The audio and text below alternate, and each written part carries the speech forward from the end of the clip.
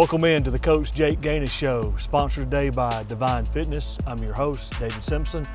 Joining me now here at Bill Maher Stadium is head football coach Jake Ganus, and we're going to talk about the big win on the road at Priceville. And Coach, it was an hour-and-a-half drive. A couple of us got up there early, but you set the tone early with that 99-yard kickoff from July. Kind of talk about the game a little bit. Yeah, we again wanted to start fast. They're a team that can control the clock. They had a lot of success running the ball, especially with their quarterbacks early, or all season really. And so we wanted to receive the ball. We wanted to score first, and try to maybe put a little pressure on them to get away from their game plan sooner than later. And us, taking the opening kickoff 99 yards was huge. And I think they had this, we talked about all week, they had this emotional bubble coming off of last week's win because it was such a great win. And I talked to their coach before the game, and he was awesome. But we wanted to pop that early. We wanted to take the life from the stadium because they had a ton of fans. I think their whole town community was there, and it was a great atmosphere. So we wanted to really start fast and try to get control early.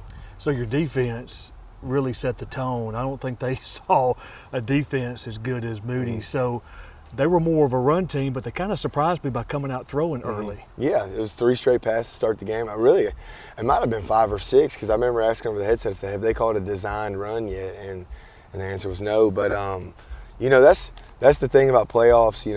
Everyone's good. Everyone's got a great staff, and so what you're thinking is usually not what you get. They didn't run. They ran a 3-3 stack on defense earlier in the year, maybe 20% of the time, and this was early in the season. Here lately, they've been 100% 4-down linemen, and they come out of the game and go 3-3 stack. So it's things that in playoffs, you're trying to give everybody a wrinkle, something else to look at, something else to work on. So, for us, they came out slinging a little bit, and I think it kind of played into what we were doing, able to get off the field and get some stops early. Looking at the stats, your defense held Priceville rushing, and they were more of a rushing team, but I think 80 total yards rushing. Did you do anything? Talk to Coach Campbell a little bit. Y'all were trying to focus it on the quarterback, but how'd your defense, what defense did you run this past week? Pretty much our base defense. We had some really good checks. They had a look that they run the triple option out of, and it's a specific look. So when our guys saw that, we loaded the box down and had a really good, played that really well, having a dive player, a Q player, and a pitch player. And I think it got outside of us twice on their sideline, the pitch did. And besides that, 60 yards came on that last drive when we had the young bucks. Well, no, the young bucks, on the rush. And because I think we went into half and they were around 15. It was low. So the one drive they scored on our starters was 45 yards consecutive of penalties, and then they hit the double reverse pass on us. So, defense played lights out. Coaches did a great job. Kids did a great job too.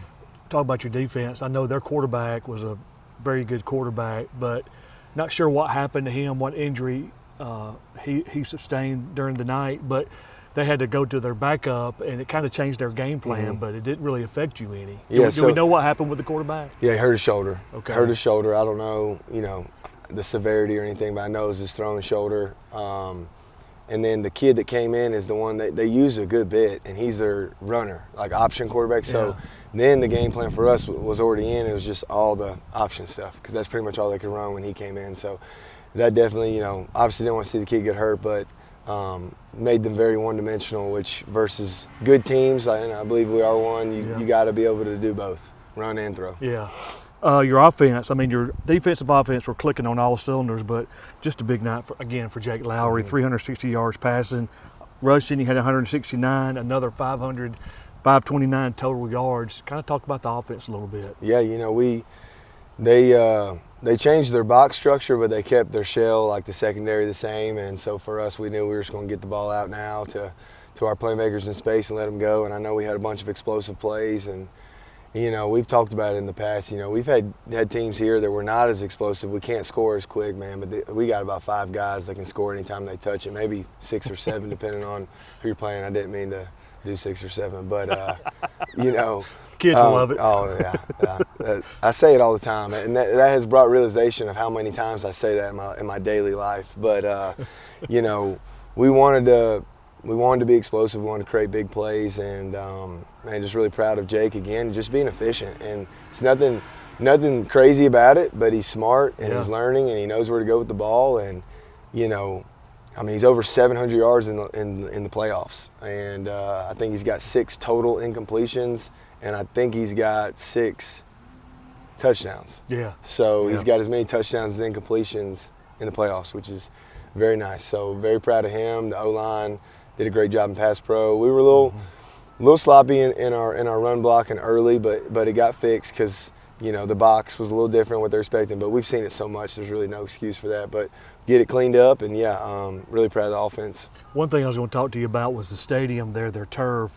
It was thick grass, and I thought, me and Brett were talking, and Willie thinking it may have slowed us down some, but it really didn't on that. So did y'all do anything different with cleats or? Nothing different. You know, we're pretty spoiled. That was the first game we've played on grass. You know, we're on turf, but no, there's nothing we do special. The thing I tell our kids and coaches is, if it slows us down, it slows them down too. So if you're faster, you're still going to be faster. You know, so it really don't make as big difference as you would think. And I get, you know, oh man, we're on grass, it's gonna slow us down. Well, they're playing on the same grass, and even if they're used to it, if we're talking about science and how this and that, like it affects them as well. So don't think it was much of a factor. Our kids handled it fine, and back on turf this week. Well, Coach, congratulations on that big win, second round playoff win. We're gonna take a quick break. When we come back, we're gonna talk to Marshall Teofilo and Meadows. You're watching the Coach Jake Ganus Show on the 411 Network.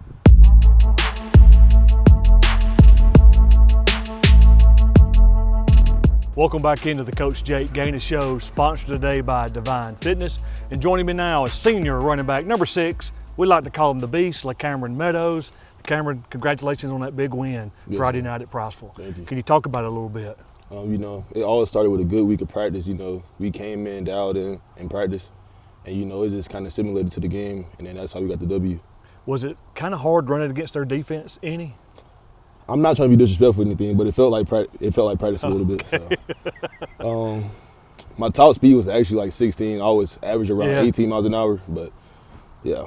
So how fast were you on that one against corner, that 81-yarder? I think it was what'd like you clock in 20. that one? I think it was like 20 miles an hour. Okay. Yes, sir. Well, on the year you have 939 total yards. You're yes, 61 from hitting that 1,000 mark. Yes, sir. I know Briarwood's going to be ready this Friday night.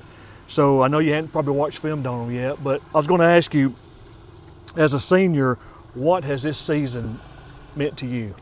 I mean, it meant a lot. You know, I just cherish every day like it's my last. You know, I practice with great attitude, you know, come in, dialed in for meetings and stuff. So I feel like with that mindset, it led me to have a great season. I know in the off season you worked really hard. Everybody talked about you were the one that kind of stood out. What'd you do different? You know, I came on the field.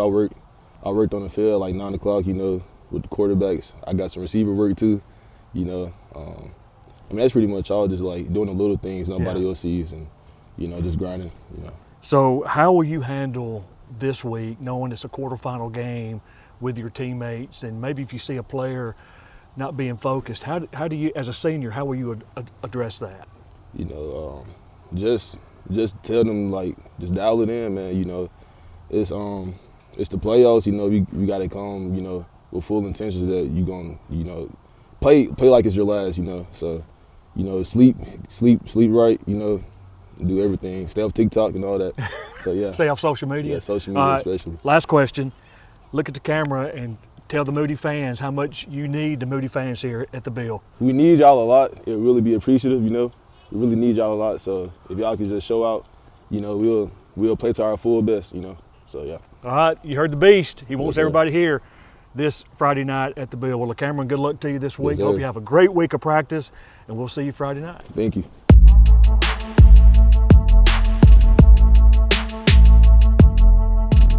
Welcome back into the Coach Jake Ganus Show, sponsored today by Divine Fitness.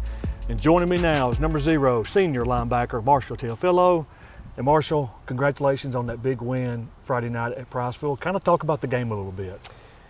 You know, I mean, it was a great game. Obviously, started out great with, you know, Elijah taking that kickoff back. You know, and then we started really, really fast, which was great. You know, I mean, it was a great win. We got to play a lot of guys, get a lot of experience in. So I mean, it was a great win. Did the field turf mess you up any? Not really. No. I mean, playing on grass is definitely different. Yeah. It was thick, but I don't think it affected us too much. It wasn't that bad. Well, your senior class has been a part now, 41 victories. So congratulations on Thank that. you. One thing I want to mention: your mom told me Friday night before the game that your aunt and uncle were in attendance from New Zealand. Kind of talk about that for a minute. Yes, sir. So that's my granddad's brother. My granddad is from Samoa, and that's his brother. That's from New Zealand. His wife, and they came down just to for like 2 weeks. They were here at the last game as well, just really Cheer to you connect and meet with us because we don't really get to talk to him much. Like Yeah. my dad and uncle went. My uncle actually lived in New Zealand for like a year, lived down Okay. there with them. So, we just didn't really have much connection with them, I guess, but just because they're on the other side of the world. But yeah, I mean, they just came down, kind of to see they really enjoy the game and everything. So They say they love watching on Friday night on the yeah. 411 Network, so Oh, we yeah. appreciate them tuning in and being in attendance this week, last 2 weeks. Another thing I want to talk to you about, a lot of people don't know, but your mom and dad drive the equipment truck Oh, yeah.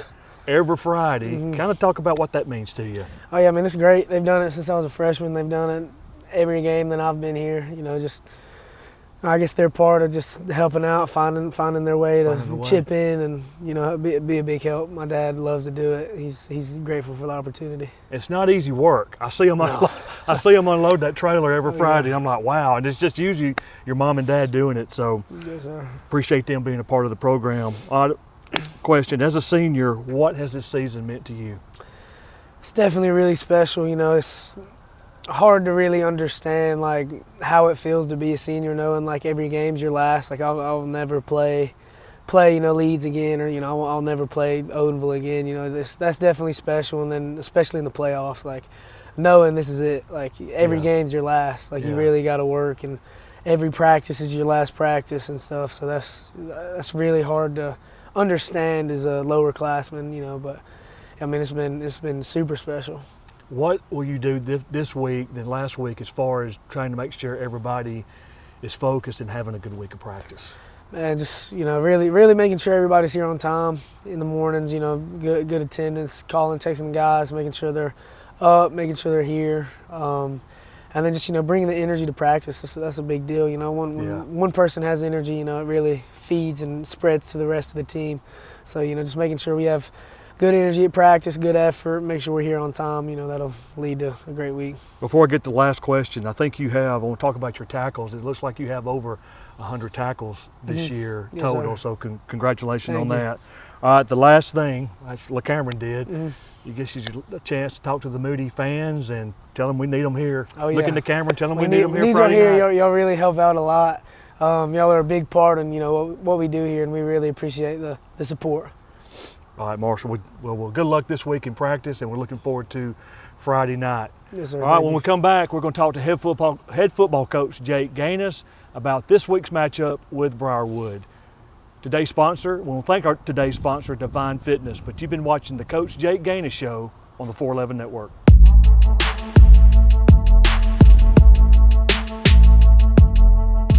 Welcome back into the Coach Jake Ganus Show, sponsored today by Divine Fitness. Coach, this week, 3 years in a row, you made it to the quarterfinals, I believe, but this is a big one. You got Briarwood coming to the bill. Mm-hmm. Yeah, we're really looking forward to it.